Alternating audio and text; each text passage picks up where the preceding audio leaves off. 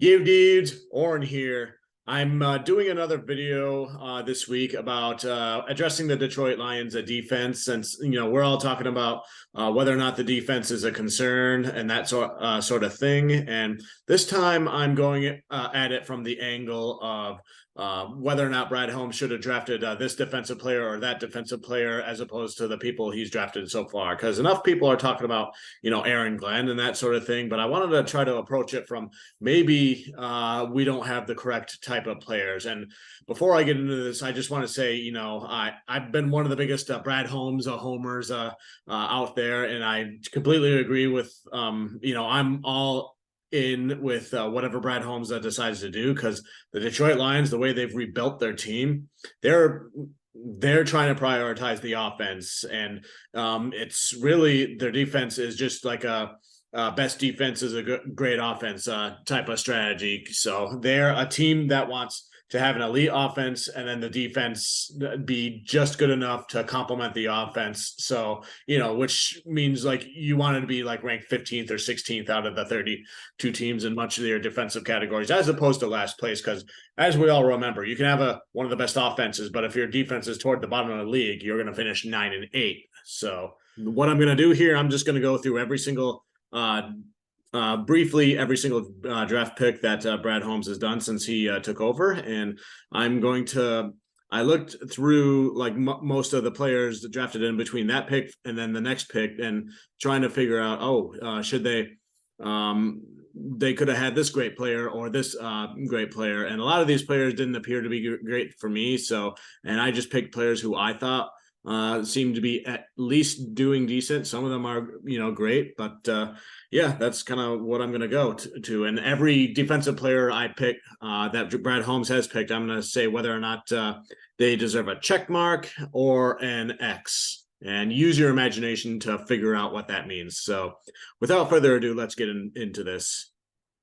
Oh, by the way, I'm not doing any graphics or anything like this, because this isn't going to be like, I don't expect this to be like or intend for this to be high, like let's get this video viral and let's start this movement going. This is just me kind of trying to hold accountability, just in case there is a place where there needs to be accountability. This is just doing the due diligence and being thorough of whether or not have we addressed the defense correctly and that sort of thing. So this is just a puzzle piece in the giant puzzle that we're trying to do here. So anyways, I'll say this again without further ado, let's get into this.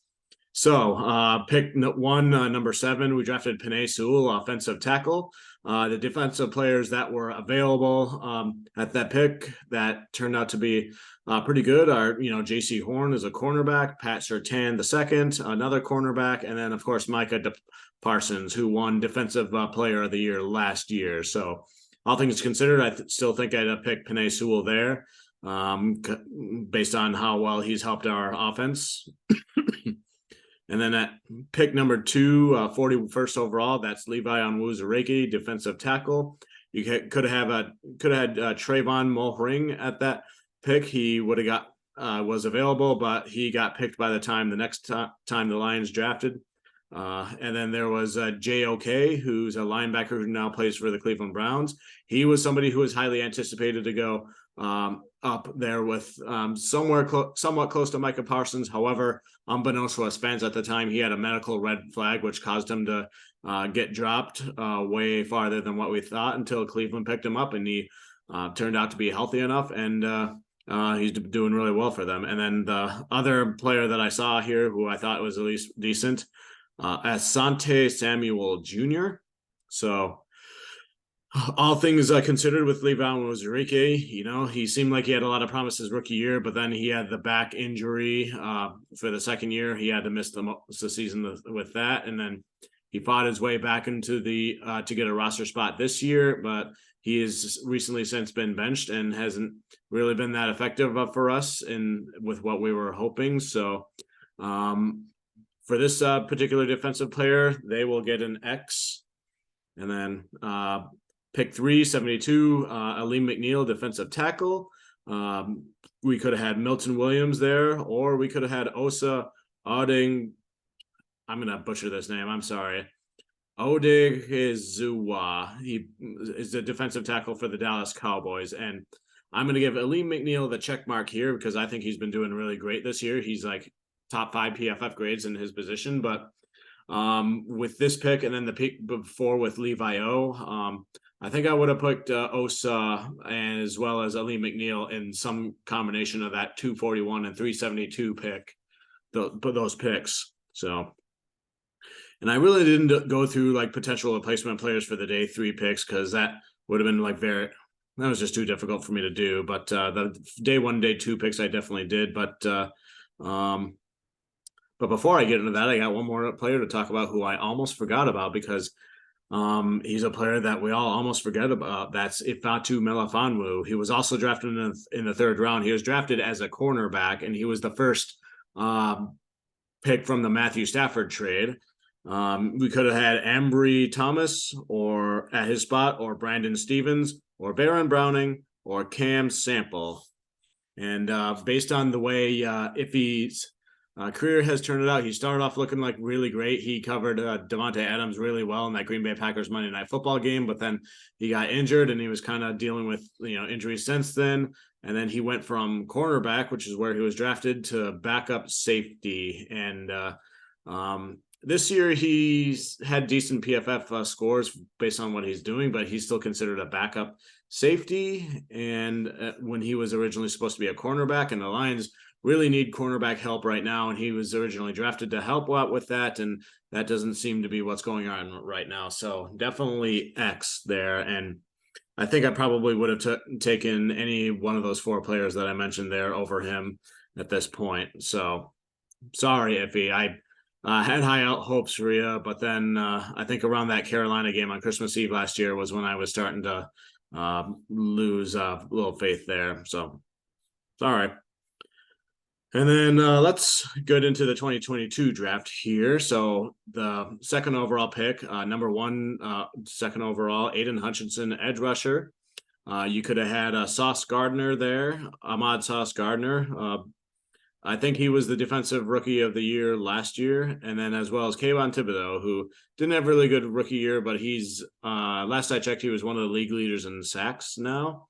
So Aiden Hutchinson, I think, still gets that check mark because he's one of the best edge rushers, highest PFF graded, still getting a lot of pressures, even though he's not getting a whole lot of sacks, but that's, he's getting double teamed like crazy. So there's only so much you can do there. So, and he definitely needs a lot of help to get the pressure off of him. Otherwise, he's going to get worn down from getting so much attention on him. And then like he may get worn out in the future or get psychologically like lose hope and then become the next Joey Harrington. I keep using that as a metaphor to kind of help illustrate my point with that. So, and we don't want to see that much Hutch. We want him to be, as awesome as we know that he is, and, defensive rookie of the year, or player of the year, type. So hopefully that can definitely help there.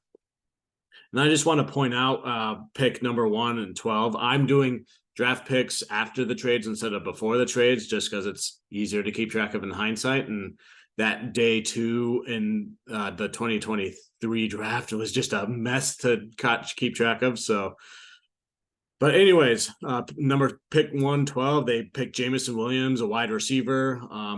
He's started off the season suspended, but then that suspension was lifted because they realized that gambling rule was stupid the way they had it. So, and Jameson Williams is kind of getting warmed up and kind of having a role, and he's had a couple of touchdowns that have helped the Lions win with their scoring. So, but the players you could have drafted instead of Jameson Williams at that spot would have been Jordan Davis, doing really well with the Eagles, Kyle Hamilton, safety, doing well with the Baltimore Ravens, Boy Mafe, he's been productive as far as I can tell for Seattle, I think it is. And then Jermaine Johnson II, he's been somewhat productive for the Jets. And then George Karlaftis, who's also been somewhat productive for the Chiefs. So like lots of, front 7 types there, plus 1 safety there. So, and he's an offensive player, so he's not part of a check marker X thing there. So, but if I had to probably do it all over again, it's honestly too soon to tell because we don't with Jameson because we don't know how much he's going to help us down the stretch here. So, um, but yeah, like a lot of those defensive players could have been definitely been useful as well. So, anyways, pick 246, which was also a pick that was traded for. Josh Pascal, defensive end, edge rusher, can also kick in. Could have had Nakobe Dean at the spot, who was another player who was supposed to talked about to be drafted in the first round, but he had a medical issue unbeknownst to us, so he fell, and the Eagles drafted him. He didn't play that first year, but the second year, he looks like he's doing really, really well for the Eagles. So that one, in hindsight, I think I definitely would switch those around because if I'm being honest with Josh Pascal, when I didn't know who he was until I found out the Lions drafted him live there on that night because he was projected to be very like low, like a day 3 person. So doesn't, I guess compared to the other edge rushers, didn't really see him as talented compared to them, but the Lions apparently liked him because he was like a 3-team captain. He's versatile. He can like kick inside and that sort of things. And they like the gritty, like football mentality type of players. And he was a cancer survivor, so he had a good story there. But they went with all that instead of getting a talented pass rusher there. So with that, like maybe draft Josh Pascal on day 3 somewhere lower, then I would be content with that. But the fact that he's a second round pick, I think that one you probably would give an X with Pascal. So that's what I would go with here at this point. And he's had some injuries that's kind of hampered his with what he's doing. And then he had a key tackle for loss in the Chiefs game, and then he's had one other tackle for loss at some point. But other than that, you don't hear too much about from him really at all. And he's supposed to be like the type of edge rusher who helps with the stopping the run as opposed to sacking the quarterback. So as far as I can tell, that's what his expectation was. Anyways, pick 397, Kirby Joseph, safety. Who else could he had at this pick? Leo Chanel, Tariq Woolen, and Deron Bland. So Deron Bland, we all hear is pick 6 machine for the Cowboys right now. Tariq Woolen was doing a lot of good things last year for the Seahawks, but this season, as far as I can tell, he's having some troubles there. So, Bland probably could have been somebody who could have been taken in instead of Josh Pascal, but I still like Kirby Joseph. I'll give him the check mark there. He, did a lot of decent things for us in the second half of last season, and I think he still can be that player when he gets the opportunities. So he at least has one interception this year. So it's just a matter of I guess the timing. He's talented player. It's just I'm not sure if he's had the opportunity to get more interceptions or if he's kind of forced into a different role because the Lions are playing more zone defense than they are man-to-man. So, but I still do like the Kirby Joseph pick. But what we got to remember, like what these players did last season is irrelevant because we weren't expected to be a contender this year. This season, right now, we're expected to be contenders. So what they're doing this year is the most important thing for evaluating them. And then some other notes about this draft. There was Malcolm Rodriguez, who was drafted as a linebacker, and he was a starter last season, but this season not a starter just because they got Jack Campbell and then Derek Barnes, who I forgot to talk about, and he gets a check mark as well for this year. Derek Barnes has really stepped up and is doing his thing, and he's really good, especially with blitzing. So, but Malcolm Rodriguez, though, I mean, you drafted a linebacker because you needed help there. You drafted him for a special teams stuff, which is common for day 3 stuff, but now you have him as fullback. Did you draft him with the intention of making him an offensive player or special team standout or helping? He's a good depth piece in the linebacker core, but I'm just saying, like, you want to draft people who is going to be effective on the defense, and he's effective in several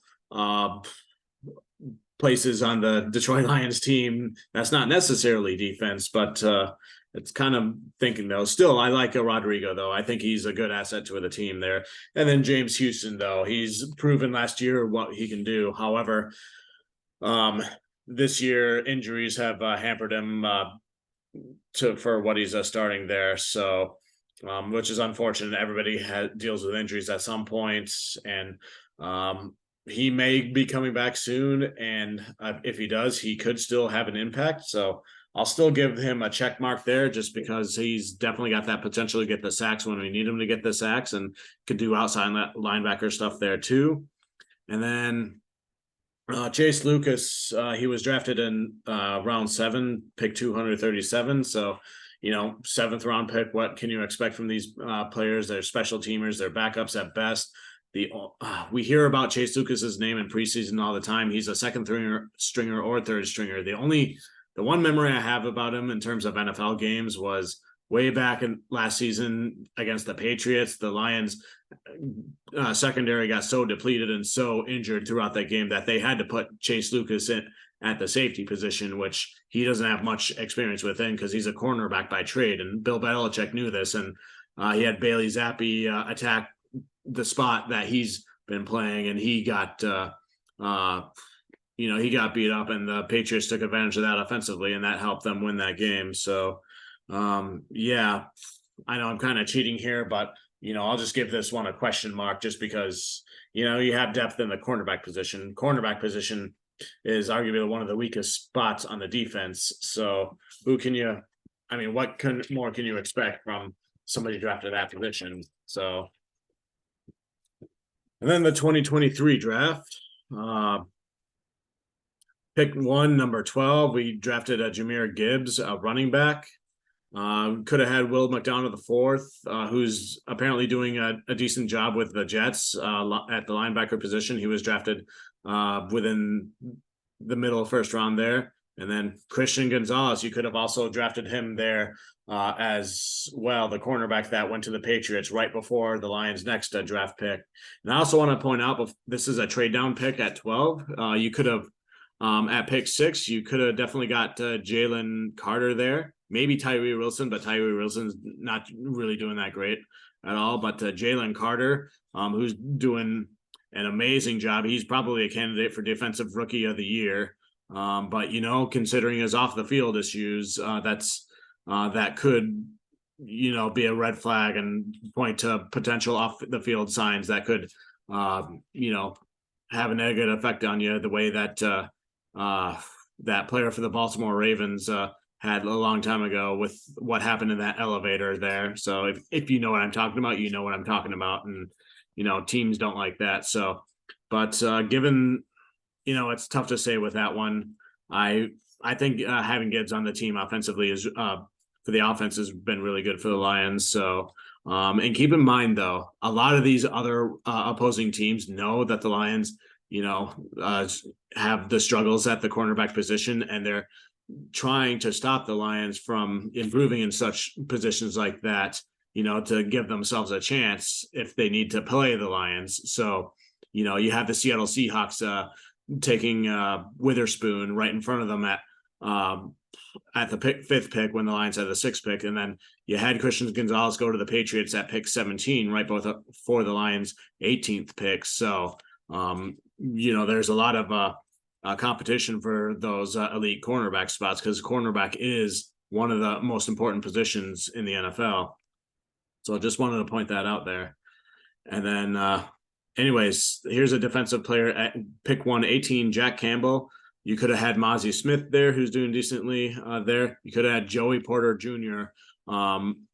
As well at that pick 2, who seems to be doing all right for the Steelers. But Jack Campbell, I'll still give him a check mark, though. He's probably going to wind up being the best linebacker for the Lions, and he's going to have his shot to be the Mike linebacker with Alex Anzalone out against the Saints. And even though his PFF stats aren't like high up there, and he doesn't have like a lot of impressive stats, like when you watch the film and watch the people analyzing like the fundamentals and what they're supposed to be doing and everything, everybody seems to be impressed with everything Campbell's doing fundamentally, and what his assignments are, and his ability to tackle, although sometimes he does miss tackles or doesn't get them completely, but like being able to hit people really hard and out of bounds, and making the offensive players like really have to consider him. So, Jack Campbell's a real football dude. So he's probably get next to Penei Sewell. He's probably going to wind up being my favorite player. Like out of as far as character wise, he's definitely my favorite out of everybody from the Lions. So again, Campbell gets the check mark for me there. And then just want to point out at pick 234, Sam Laporta, the tight end. You could add BJ Ojolari, who's doing all right, and then Juju Brents, who was doing all right there. Who both of them were picked like shortly before the 45th pick. And again, this one I don't regret for the Lions because Sam Laporta is doing awesome for the Lions on offense. Pick 245. This was another trade back with. They traded in front of the Patriots to make sure they got Brian Branch, the safety / cornerback. He's a safety by trade, but he also has the flexibility to play slot corner, which is where he's been starting this year. So he might switch over to safety again, but whatever they decide to do with him. But Brian Branch has been doing an awesome job with what he's been doing. He was a candidate for Defensive Rookie of the Year before he got injured for a bit and missed some time. But some of the players you could have drafted in that spot were Keanu Benton, a defensive lineman who went to the Steelers. He's doing all right. And then Tui Palatau, who's also been doing all right, as I think he's an edge rusher, if I remember right. So, but I'll give Brian Branch a check mark for that. And then just want to point out, round 3, pick 68, Hendon Hooker, quarterback. You could have had Byron Young, Kobe Turner, and Jordan Battle at that spot. And then maybe you could make a case for Jordan Battle. I'll kind of talk about that a little bit in a minute, but Hendon Hooker's a future piece, so I don't have much of an issue with that. Once he gets healthy, he could be a really good quarterback if they decide to move on from Jared Goff, or at the very least, keep Jared Goff motivated to play well, because his successor could be knocking on the door. And then pick 3, round 3, pick 96 overall, Broderick Martin, the defensive tackle, who has barely played this year. And I get he's a developmental piece, but I think he only saw playing time against the Vegas Raiders. And I'll name a lot of defensive players up here because the Detroit Lions traded several day 3 picks that they collected over a series of several trades to move up to that spot. And I'll have to go back and rewatch the video of the War Room when Brad Holmes was making the draft picks. I don't know if they intended to get him the entire time or if that whole video was edited to make it look like that way. But part of the theory I had was that maybe they traded up to that spot to get Jordan Battle, but Battle got drafted by the Bengals right before that pick. So maybe they wanted Battle and they had to settle for Martin. I don't know, but they could have had him at pick 368 with Hendon Hooker there, but hindsight's 2020 there. But anyways, at that pick, they could have had Siaki Ika, who I thought they were going to get as like the big bodied nose guard type, but Ika he doesn't appear to have played a single snap this season, as far as I can tell when looking at his statistics page. And then Mekhi Blackmon was another one who seems like he's doing all right. Colby Wooden was another player that they could have picked right there. Noah Sewell, linebacker who's now with the Bears, who's actually, when he gets in, he's actually has decent PFF grades, but what more could you ask for there? And then Carl Brooks, there's another defensive lineman they could have picked there too. And then, yeah, hard to say with the day 3 picks with Colby Sargent and Antoine Green, but overall, like I said before, like the Lions prioritized offense, and they're doing that, and they're seeing a lot of success so far with that. As far as defense goes, they've seen success with Aleem McNeil. They've seen success with Aiden Hutchinson as much as they could, hope for under the circumstances. Kirby Joseph did some good things last year, and it's kind of slowed down this bit, I think, because of the change of the scheme into zone, though. And then, there's definitely pieces on defense. Jack Campbell can do some stuff. Brian Branch can do some stuff. Rodrigo has done some stuff for the team, but not necessarily for the defense. I think the two draft picks I probably question the most at this point are probably Josh Paschal, who is somebody who's projected to be day 3, but they wanted to get him on day, and sure they got him on day 2 just because, you know, he's a former team captain, which would have helped with the culture of Detroit, and maybe not necessarily the most talented compared to other edge rushers there. And then the other one I probably question the most at this point is Ifeatu Melifonwu, who, you know, he could have been a great corner for us if he had developed properly, or if you drafted somebody else there who could have developed, had a better path at the cornerback position. But you know, things didn't work out that way. He wound up being a backup safety, and then and I guess I'll add a third one that I questioned here at this point, Broderick Martin, just because he hasn't done anything to help us this year. Maybe he's just a developmental piece who will be ready for us next year, and then Ali McNeil would you know, have more responsibilities like kind of outside if that's what they plan on doing. But those are probably the 3 defensive draft picks that I would probably question the most at this point in time. I think everybody else has had a pretty decent role. So who did I say? Josh Paschal, Melifonwu, and Broderick Martin.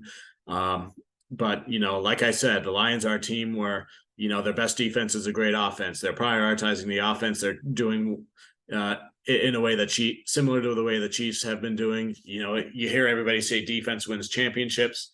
In my opinion, though, with this and with Major League Baseball, the team where you have the position that where the rest of that play determines the outcome of that play, whatever side of offense or defense that position is I think what determines your success the most. So in the NFL, it's definitely the quarterback, because the play starts with the quarterback and what they decide to do with, and they just so happen to be on the offensive side of the sport. Whereas Major League Baseball, the pitcher decides a lot of what happens on that play depends on what the pitcher does or what doesn't wind up doing. They so happen to be on the defense side of that sport. So overall, I think Brad Holmes is doing a great job. You know, I'm definitely going to be a homer for him.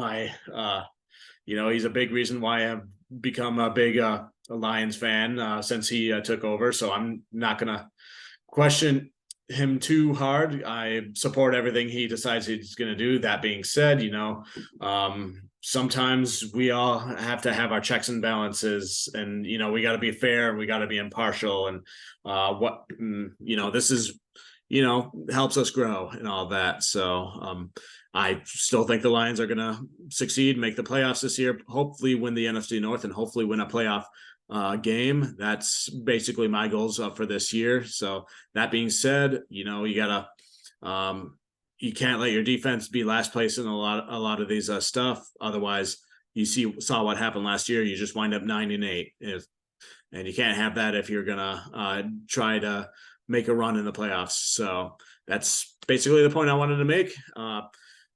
See you guys when we play the New Orleans Saints. There might be 1 or 2 more videos about talking about the defense. So until next time, go Lions, win pride.